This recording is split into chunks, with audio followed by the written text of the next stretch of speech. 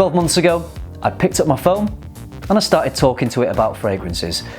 Here I am a year later, and I just wanted to share with you what my experience of my first year on YouTube has been like. Stay tuned to FM.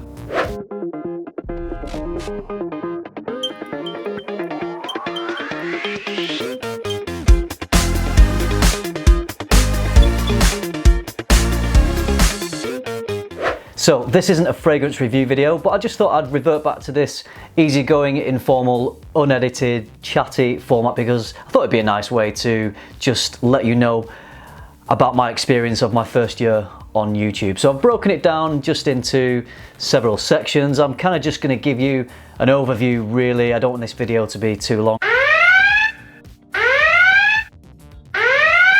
I just want to give you an idea of what the last 12 months has been like for me. So let's start off with, why did I decide to launch a YouTube channel?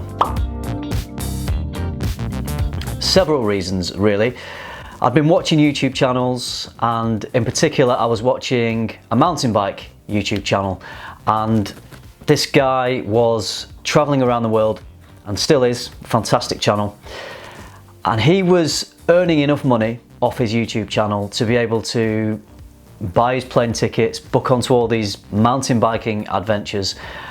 And I just thought, what a fantastic thing to monetize your hobby, to make some money out of your hobby, be able to share your passion with everybody, to be able to get feedback on your passion.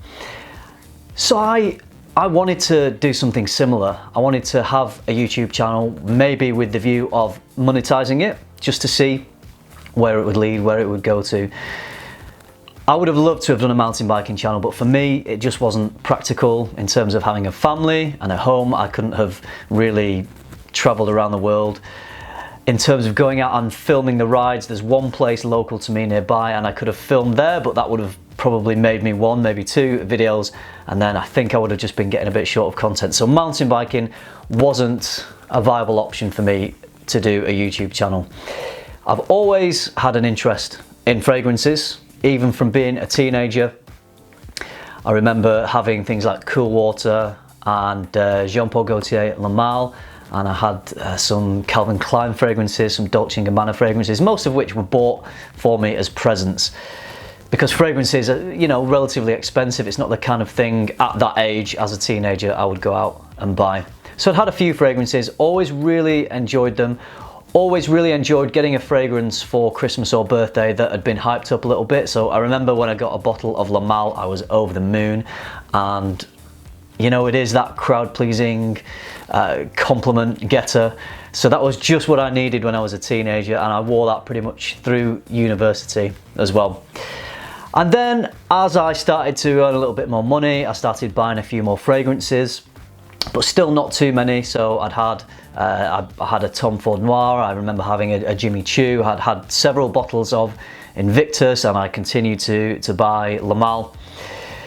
And just at the time I was researching my next fragrance to buy, I started watching YouTube videos about which fragrance to buy, and I came across several channels which I started watching regularly, namely Redolessence and Jeremy Fragrance and Brooklyn Fragrance Lover, and you know, a few others as well. But at that time I wasn't as into watching YouTube fragrance review videos, so I wasn't watching all that many of them. But I kept coming back to those guys just because they seemed really sincere. I love the knowledge that they have, and I was kind of lapping up that knowledge, and used some of their recommendations, took some of their recommendations, and bought some fragrances. I bought Tom Ford's Oud Wood, which was my first kind of really expensive fragrance, of a niche level, but perhaps technically not niche. But I remember smelling Oud Wood and being blown away by the difference in this type of scent compared to a lot of the designer scents that were kind of very generic and crowd pleasing that I enjoyed. But Oud Wood took me on a different journey, and it took me down that rabbit hole. And the other thing that got me going on really appreciating fragrances and really getting into it, I was watching a Redolessence video, and he mentioned a company called Perfume Parlor. As you all know, if you're regular watchers of my channel, you know that I really love Perfume Parlor. It really was a gateway for me into niche perfumery. And Stephen recommended several of their fragrances. One of them was Black Afghano. So I ordered that, and I ordered a few others. I was blown away. I just thought, wow, these scents, I know they're copies, but they're amazing. I really couldn't get my head around how intoxicating these scents were. So I started becoming really interested in how close these scents were to the originals. So I started searching on YouTube. There was a couple of videos there, but nothing really prominent, and nothing that was massively well produced. So I thought, okay, maybe that's something I could do. Maybe that's my way into a YouTube channel. So I ummed and ahed, and I thought about it for a few weeks, possibly even months. All this while I was getting more perfume parlours, and I'd started buying samples of originals just to be able to compare them. And I thought, okay, I've built up enough knowledge. I didn't have a lot of knowledge maybe at that point, but I've built up enough to be able to provide some information to people who may be searching for it, as I was. So one day I just decided to pick up my phone, mounted it on a tripod that I'd had from a camera from years ago. No microphone or anything, and I hadn't scripted anything, I hadn't really written anything down about what I was going to say. And I was talking about, I think it was Black Phantom and the Perfume Parlour Cologne in my first video. And I remember turning the camera on and looking at myself on the screen and just thinking, what are you doing? Why are you stood in front of a camera talking about perfume? It just felt so weird and unnatural, but at the same time I had this desire to want to do it.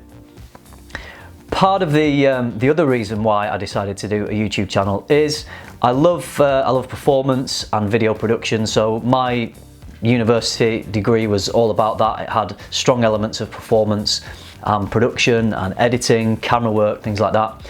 Didn't go into great detail, but it was an interest that I had before I went to university. It was an interest that I continued to have after university, so I made several short films and taught myself really how to edit.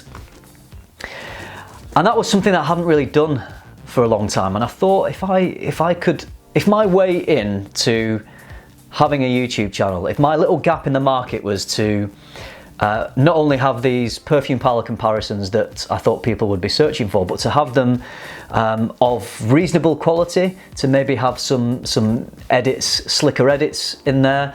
I basically wanted it to look as polished as I could, and I wanted it to stand out from the crowd a little bit. Not a lot of reviewers out there were doing anything like that, and then there were hardly any UK reviewers. I'd started getting into watching Mr. Smelly a lot. But other than that, I don't think there was really a channel that was as prominent as Mr. Smelly. And what I found was there was a lot of channels that maybe had quite a lot of subscribers that weren't, there wasn't a person to engage with. It was someone behind a camera talking about fragrances, and from a factual and informative point of view, absolutely fantastic. Some of the information was really good in those videos, but I found I responded to videos where there was a person to connect with. That's why I love Jeremy's videos, because he's got his own thing going on. He's a personality, but there's something really watchable about him. I loved watching how passionate Stephen from Red Lessons was about the fragrances. I loved watching him team up with Brooklyn Fragrance Lover. I loved how knowledgeable Mr. Smelly was.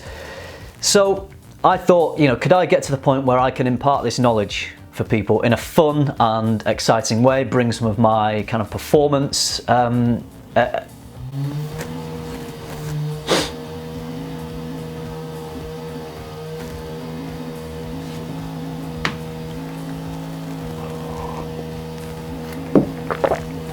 So I filmed my first few videos on my phone, and I quickly realised that had its limitations in terms of the quality. The sound quality wasn't amazing, the picture quality was okay, but the main thing was I kept running out of memory on my phone. I'd be halfway through a video, I'd run out of memory, and I'd have to start deleting things, and it was really annoying and wasn't conducive to a nice, flowing, well-produced video. So what I quickly did was buy the camera that I'm filming on now. It's a Canon DSLR camera. It's kind of the cheapest camera that was a good professional camera that I could change lenses and have some scope to make the image and change the aesthetic according to where I was filming. So I upgraded my equipment. I bought some lighting, which was really cheap off Amazon, and I already had the tripod. I bought a microphone, so this lav mic, which I use in all my videos, for about £40, absolutely fantastic quality, one of the best purchases. So the lights, the microphone, the camera kind of gave me the setup that I needed to make things just look a little bit more professional. So I think I got the camera around about, it was just before Christmas. It was about a month after I started my channel. So if you look at my Christmas fragrances video that I did, so just before Christmas last year, that was, you'll notice the difference in quality in terms of sound and picture. Not quite the lighting, because the lighting I got for Christmas as a Christmas present, so the lighting after Christmas gets better. So the experience I've had, it's been a great journey. I've learned a lot. I've learned a lot about the production side of things. I've learned a lot about the fragrance side of things. I've smelled so many different fragrances now. I'm in a position where I start to recognize chords and notes in fragrances. I'm not an expert, but just I've spent 12 months smelling that many that I feel like I am starting to be able to pick certain things out, and my nose is becoming sharper. The other thing I've really enjoyed doing is taking you to outdoor locations. So one thing I wanted my channel to have was variety. So we've been on a beach in Wales, we've been high up in the French Alps, we've been on the medieval back streets of Lisbon in Portugal, we've been on a cliff top on the Algarve in Portugal, we've been in the woods for my autumn video. I filmed at York Minster, I filmed in York Museum Gardens. So I try to take you to all the places that I love and the places that I go to, because I wanted my channel to be based around me. I wanted, you know, you guys to engage with me, and hopefully those of you that are subscribed and tune in regularly to my videos, you enjoy what I do, you enjoy my style.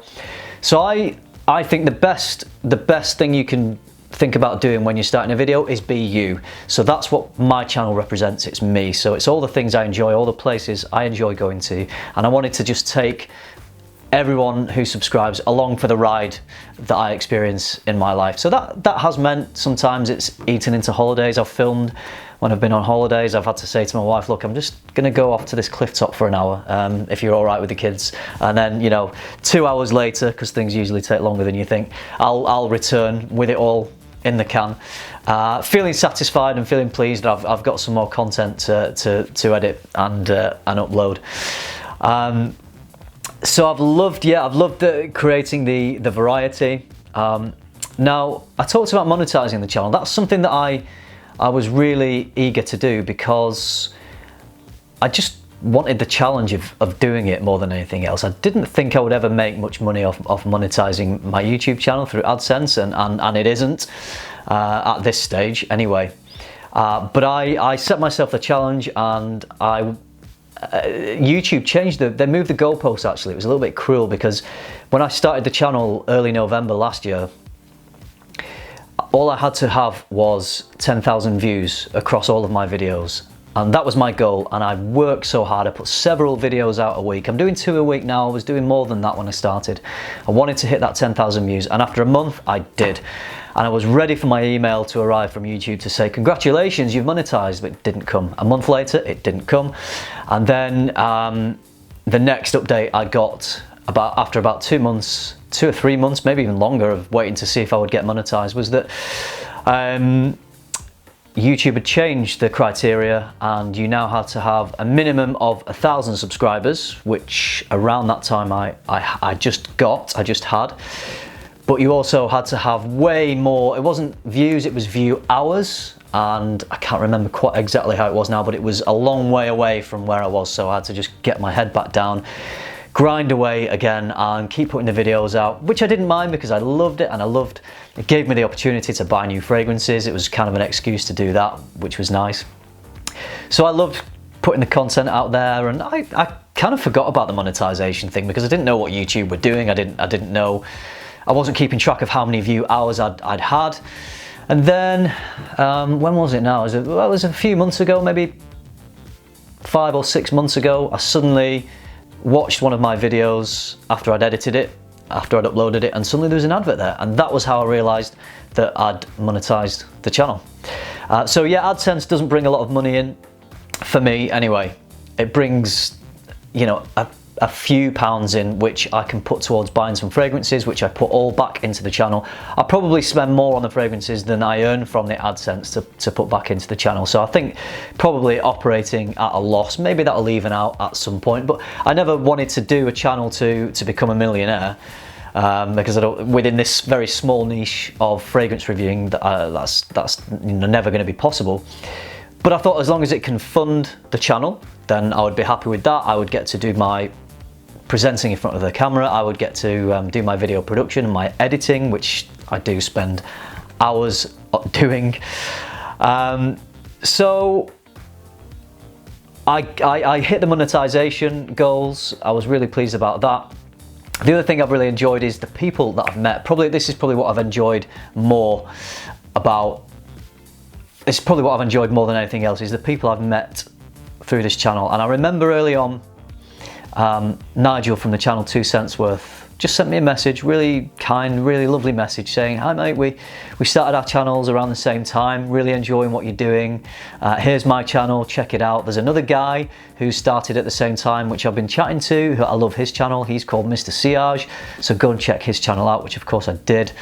Ended up becoming great friends with Nigel, great friends with Chris. Because we started around the same time, we really supported each other and each other's channels, and loved commenting on each other's videos. I don't think we ever felt we had to, but we always wanted to. And I remember thinking, wow, I've made some friends. I've made 2 really good friends from, when I say really good friends, I mean online friends, not people that I've met, but this, you know, can lead to meeting people, and it has done as well. So I thought, because I picked up my phone a few months ago and started talking to it about perfume, I've made some extra friends. And to me, that was quite priceless. That meant a lot to me. And my friendships have developed with Nigel, and I think Chris was the person I chatted to most about the videos. He would often speak to me about what I was doing, and I'd speak to him about what he was doing. And as you know, as a lot of us know, sadly Chris isn't here anymore. And this is all part of this roller coaster ride of the 12 months. Is, you know, we've had deaths, we've had births. At the same time, Chris passed away. Josh, who runs the channel Sense, his beautiful child was born. So emotions, you know, have been up and down, and I didn't think I would experience such a roller coaster of events and emotions through doing this channel. I know I said this would be unedited, but I'm supposed to be having my hair cut in about 3 minutes. I'm going to be late. I'm going to have to stop this video, and this will be quite funny because when I restart the video in the next edit, I'm going to have a shorter haircut. So get ready to see me lose some hair. And there's a nice fresh haircut, and probably a different lighting state as well, since it's gone a little bit darker outside and it's looking a little bit brighter in here. These are the things that I have to contend with when you're just filming at home. I don't have a studio, I just film all my videos at home as most people do. I was hoping to get this video filmed before I had my haircut, but next door but one are having some work done on their garden, and I think there was someone out there with a still saw that was intermittently just firing it up, and it was just too loud to continue filming the video. So that meant that I didn't get the video filmed in the time that I wanted to. These things happen. What else was I going to talk about? Let's try and get back on track. So collaborations. That's one of the best things that has come out of this whole process as well. So on YouTube, I've collaborated with Chad at A Gentleman's Journey, Josh at Sense. I've done videos with Mr. Smelly on my channel. I've done a video on his channel. Instagram, I've collaborated with Jill Sent Me and the Gent of Scent. And it's just been fantastic to have a chat about fragrances with someone in a different country. I just think that's wonderful. Most recently I've done a video where I interviewed Ivan Jacqueline from Parfums de Marly. So I got to interview the creative director of one of my favourite fragrance houses. I got to hear about, you know, their fragrances and what goes into creating their fragrances and what they've got planned for the future. I mean, this was great stuff for me personally, but even better that I got to bring it to all you guys as well. So that's been very fulfilling. The other thing that I've realised is that when I go shopping for fragrances in department stores, I kind of don't want to get accosted by the SAs, because a lot of the time, and I'm not being big-headed about this, they know less than me. So if I'm going in to buy a certain fragrance, they often want to try and sell you something they want to sell that day, and you have to listen to them going through the spiel of the notes and the history of a fragrance. And often, you know, they're trained and they're on these rails that they've been trained to be on, and if you did ask a question that might deviate them from these training rails, then that, you know, you suddenly see that they can't answer it. So that's quite interesting now, because I used to go into department stores and be quite intimidated in that I didn't really know a lot. I didn't have a lot of knowledge about fragrances, and you're just there to be sold to them. You don't know whether they're telling you the truth. You don't know whether they're telling you something to just make that sale of that particular fragrance that day. You're kind of at a disadvantage if you don't have the knowledge. So I feel like it's a bit more level pegging now when I go to shop for fragrances, because I know that they can't bullshit me when I go into the department store. So I quite enjoy that aspect of it. So where am I today? As it stands, as I'm making this video, I'm just over 7,000 subscribers. So for 12 months work, I'm astounded that I've managed to get 7,000 subscribers. Before I started, I was looking at channels that had 6,000-7,000 subscribers and thinking, wow, you know, you're doing really well. You must be making loads of money. Obviously, that's not the case. But I used to look up to those channels and think, yeah, how have you got this many subscribers? What have you done to manage to build your channel so much? And I'll get into that in a second, but I'll just mention Instagram first. So I just have just over 3,000 followers on Instagram. Now, to me, Instagram, I felt, was just as important as YouTube, because, well, I set my Instagram account up initially because I wanted to drive traffic to my YouTube channel. So I thought every time I make a video, I can just post the thumbnail on my Instagram. And then after I bought the nice camera, I started taking more artistic photographs of the fragrances that I owned. And as I was buying more, I was able to take more photographs. And I made a deal with myself that to remain a constant presence on Instagram, that I would post at least one picture on Instagram every day. I thought if I could stick to that, then I would remain in people's minds and I would grow quicker.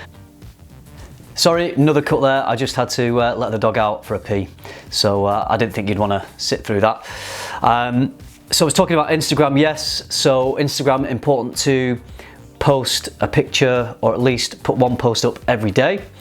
Sometimes I will do multiple posts, but I just wanted to try and grow my Instagram. And it became as much of a challenge to grow my Instagram as much as it did my YouTube channel.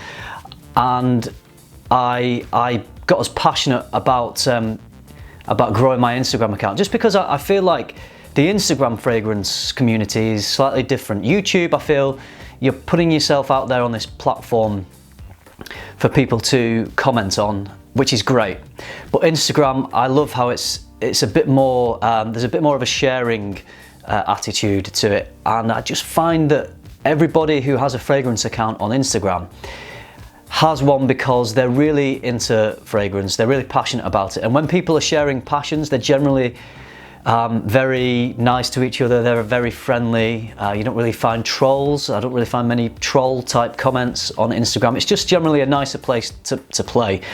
So I never thought I would be as passionate about growing my Instagram account as much as the YouTube account, but that became a thing, and that's growing nicely. Instagram's also a great way for companies and brands to find me, because I may comment on another Instagram account and they see my comment and they look at my account, they start to follow me, and then they may say, would you like to try our discovery kit? Also, it's great for direct messaging. So that, I mean, if someone's following you on Facebook, they can send you a direct message, but that's not always the case for businesses trying to contact you. So Instagram is great for businesses getting in contact. The downside to it is, with Instagram direct messages, a lot of people private message me through there with recommendations for fragrances. What do you think about this? Could you do a review on that? And there's just so many, unfortunately, I can't respond. There's a handful that I have time to respond to, but there's so many of those direct messages that I just can't respond to. I don't have the time. I'm a dad, I have a family. I spend hours filming videos and editing videos, taking pictures for Instagram. So the time that I have after I finish responding to as many YouTube comments as I can, the time that I have left to start looking through my Instagram direct messages is pretty minimal. So apologies to anyone who has direct messaged me on Instagram and I haven't got in touch, but there's just not enough hours in the day sometimes. So I'm really happy with the way the channel's growing. I don't know if, I guess it's been a fast growth. Some people have said that, but I'm not really sure. I'm not really sure how to compare it. I mean, if you compared it to the growth of a channel where someone was posting funny videos every day, going around the internet and making a compilation of funny videos, that would grow quicker. That would start getting, millions of subscribers, just because it's so clickable and there's that instant entertainment, and it's not a niche, that entertains everybody. So I think if you want to grow an Instagram account and grow a YouTube channel and make some money off it, and you're purely in it to monetize, then it would be a subject matter, I think, like that. But to grow in the fragrance community, to get large enough to make a lot of money, I think that's less likely to happen. I mean, you look at Jeremy, he's around 500,000 subscribers. I don't know what money he's making off YouTube, more than me, but whether it's enough for him to sustain a living off, I don't know. So I'm not doing this channel purely to make a living. I'm doing this channel because it allows me to utilize skills that I have. So I have creative itches that I can scratch, which is very fulfilling, very satisfying. Fragrance collecting has now become a real hobby for me, so I've collected a lot of fragrances and I will continue to do so. So it's a way of sharing that passion with other people, which is always fun to do. And also the little bit of money that does come through from AdSense, that can go into the channel to fund the collection, to keep that growing, to keep new content coming out. So I'm not sure whether I would class my channel as having a fast growth or reasonable growth or slow growth. I'm not sure. I just know that having 7,000 subscribers is pretty amazing. Just from a personal challenge point of view, just to see how fast I could grow it organically and with passion, and without it becoming too overbearing, without it taking over my life too much. I wanted my channel to be a part of my life and my lifestyle, and not to get in the way of being with my kids and my wife and my friends. So it's a hobby, it's a passion, it's a challenge. But at the moment, I think I've got it at the stage where I'm managing to put out content, have time to put out content. Even though I spend a lot of time making it, it doesn't interfere with the rest of my life too much. So at the moment, my rhythm is 2 videos a week, and then all the Instagram stuff I'm doing as well. And I find that's a lot of work, but it's manageable and it's sustainable and it's enjoyable. If it became more than that, I think it could maybe become more of a chore and less enjoyable. And I might start getting stressed about not putting videos out. I don't think a week has gone by since the day I started where I haven't put a video out.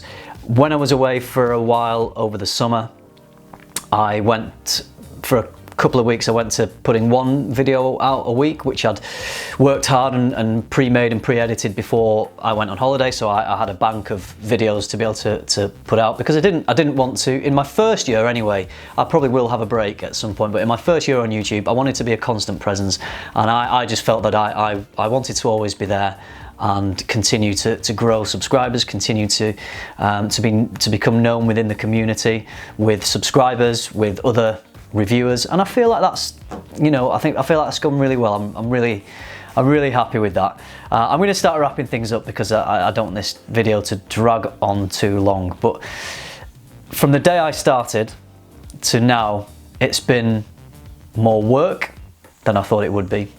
But it's been more fun than I thought it would be. It's enriched my life on many levels.